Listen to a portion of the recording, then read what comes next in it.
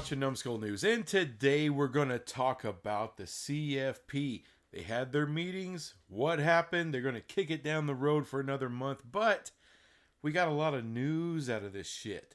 That's right. Apparently, the SEC and the Big Ten, they want two different things. Now, a lot of people think that they're working together, they're colluding, and there's a conspiracy theory out there that they are offering these two different options, and they're both on board. Now, the two different options, of course, Greg Sankey of the SEC has said and stated for a long time that he would just prefer 12 at-large bids, no automatic qualifiers, let's go. And he still thinks that. On the other hand, there's the Big Ten who want 4 automatic qualifiers for the Big Ten and the SEC, and then everybody else gets the scraps. That's how they see it. As you can tell, these things don't really go together. You know, they're the exact opposite, which tells me that exploratory committee of the Big Ten and the SEC really isn't coming up with much of shit, is what it tells me. If there's two that diverging plans here or ideas, that they're not really seeing things eye to eye. Maybe they're not singing Kumbaya like everyone seems to think they are. That's my little conspiracy theory. I don't think they're getting along very well. Now, there's no doubt that both conferences want more exposure and more money than everybody else. They feel they've earned it, and they have a point, people. They actually do. As a Big 12 fan, I have to say that. They have the biggest brands. They get the biggest ratings. They will be the biggest ratings draw for the CFP. They want more money. And I can't argue that. All I can say is, well, there's a way to do that. And that is also a proposal that I know that is on the table.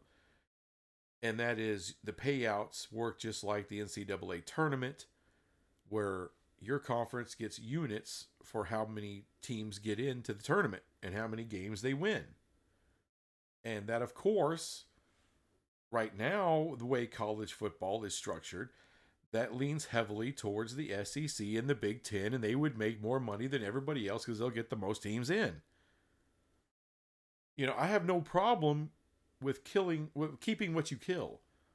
I have no problem. If you earn it, you earn more money, then you should get more money. But every year you got to earn it. You got to earn it. And with all the money they make in those two conferences, with all the advantages they have, they should have no trouble getting 3, 4, even 5 teams into the tournament. All right. The Big 12, some years it may be 1, at best 3. The ACC, 1 or 2. You know, and then you got a G5 school. And then the Big Ten and the SEC can divvy up the rest. As long as you earn the spot, I got no problem. If you earn the money, I got no problem. But like the 4 automatic qualifier bullshit that Petiti is supposedly coming up with is dumbass, and it'll never pass. And keep in mind, they want to come, they say that, you know, they're giving this month timeline. That's not an ESPN timeline. It's not. But ESPN has said they're not going to wait forever. And believe me, the Big Ten and the SEC, they want ESPN to control it. And then to license out games to Fox or whomever. But they want this thing to be a linear product for right now. So, no, Amazon's not coming in. Apple TV's not going to be allowed to come in. No one's coming in. And with ESPN, Fox, and Warner Brothers coming together to create a streaming service, it's already set where the CFP is going to be in the future. It's not going to be with Amazon. It's not going to be with anyone else. Not if the Big Ten or the SEC have any say about it. And really, that's the biggest key right there, is the overall deal. The money and who you're going to sign with. That's where the Big Ten and the SEC are really going to swing that big D around and get their way. They don't want to be on a streamer. All right. There's a lot more to this than just if it's a 5 plus 7, 6 plus 6. There's a lot more business to this than just, you know, how we're going to divvy it up between the conferences that no one's looking at. That's the sexy stuff. But where this, who's gonna get the distribution of the CFP? How much money is that going to bring in? How much are they going to accept? All that stuff. That's where the Big Ten and the SEC really have a monster say and are going to get their way. But how the thing gets divvied up, folks, it's a proposal by the Big Ten and the SEC hasn't even been put out there yet. It's all rumor and innuendo right now, which means they haven't had a plan. They haven't agreed on anything. So given that, I can tell you right now how it's going to work. And by the way, this isn't, that's what I think, of course. No sources, no facts, no nothing, just speculation, just using my logic brain here and trying to come up with the best possible way that the outcome of this thing. First of all, the Big 12, the ACC, and the G5, they better be working together. They better be talking because they have a lot of power together. Apart, they'll be ripped apart. They'll get eaten up in this kind of shit. So they better be on the same page. But the way it needs to work, and the way it should work, is the autonomous 4 conferences, Power 4, Autonomous 4, whatever you want to call them, they get the same base pay. The G5 conferences then get on another level of base pay, a smaller level. And then you take the money that's left out of that, 1.3 billion. All right, and then you create units that equal up the remainder of the 1.3 billion. And the people who get to the tournament and play in the tournament, the conferences, they get their teams in, that's what they earn. So there's a base and then what you can earn beyond the base. It's really simple shit. And I know there's more arguments going around than just that. Because that would ensure the Big Ten and the SEC to make more money out of the tournament. The 5+7, that gets them plenty of teams in. All right.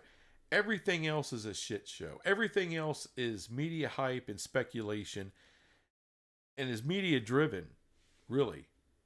And I believe a lot of this stuff has probably been leaked by the Big Ten and the SEC just to scare everybody, scare the voting public. Or it could have been leaked by guys like Kurt Scholes or others saying, look, there's evil people that we're trying to build sentiment for the Big 12, for the G5s, for the ACC. Either way it goes, folks, that's going to be the baseline of how that shit's going to work. Because no one's going to accept 1 or 2 conferences getting 4 automatic qualifiers. That's not happening. And no, there's not going to be 12 at large either, Mr. Sankey. Sorry. You may have a big old D between your legs, but it really doesn't matter because there's a lot of other swinging Ds out here that's not going to let you do it. Like it or not. You're going to have to come up with something from 2026 to 2032 that everyone's going to be on board with. And again, people are talking about, well, maybe they just break away. Well, you know what? If you want to, go ahead. Go ahead. The G5s, the Big 12, and the ACC at that point should just boycott the hell out of you in every sport. Every sport. You know what? You're not just going to break away. Let's just kick you out of the NCAA altogether. You want to be a prick? Okay, here come how many dozens of lawsuits?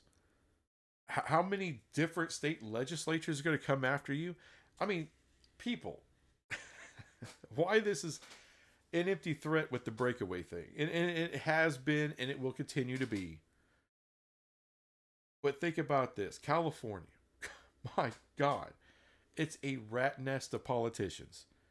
The place sucks. I mean, look how hard it was just to get UCLA into the Big Ten. That was ridiculous. Do you think they're going to allow the UCLA now to just leave the breakaway with everybody else in the Big Ten? Do you think they're going to allow that? To screw over Cal, San Diego State, Fresno State, every other state school? I think not. They're going to play hell being able to break that team away from that.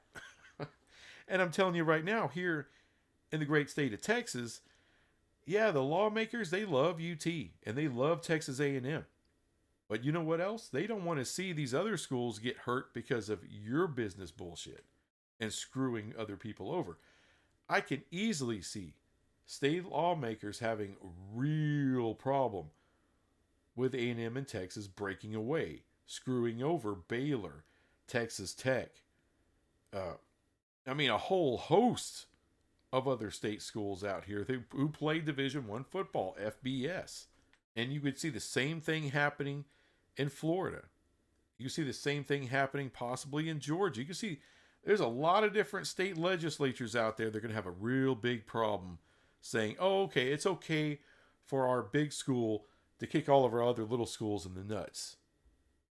No, that's not the way it works for them.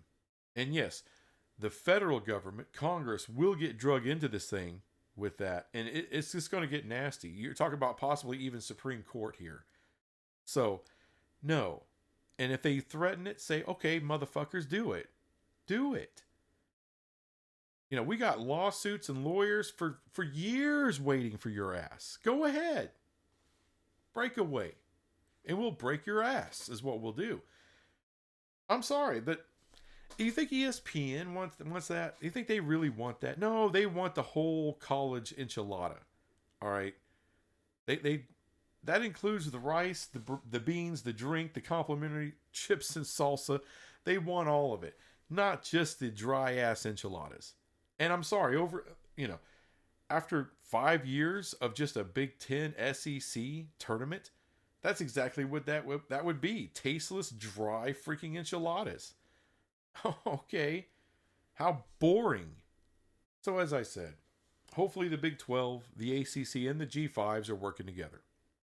Look, in a perfect world, I think Chuck Cooperstein has it right. In a perfect world, you would have a 16-team playoff, 10 conference champions from all the FBS, and 6 at large, and let's go play. That would be awesome. Would it ever happen? No. But if the two big assholes wanted to break away, let's say if they're able to get it done, it might make for a more fun tournament. Because then you would have the champions of all FBS playing each other instead of just a half of them. Yeah, in a perfect world. We know it's not a perfect world. But it's a world where the Big Ten and the SEC aren't going to get everything their way. Period. So people need to stop freaking out about it. As long as the Big 12, the ACC, and the G5s work together, then that's a very, very strong voting bloc. And they actually have some leverage themselves. But they can't be afraid to use it. You don't kowtow to the two big dickheads in the room. Anyway, that's all I got on this crap. I'll be back with some other crap later. Bye.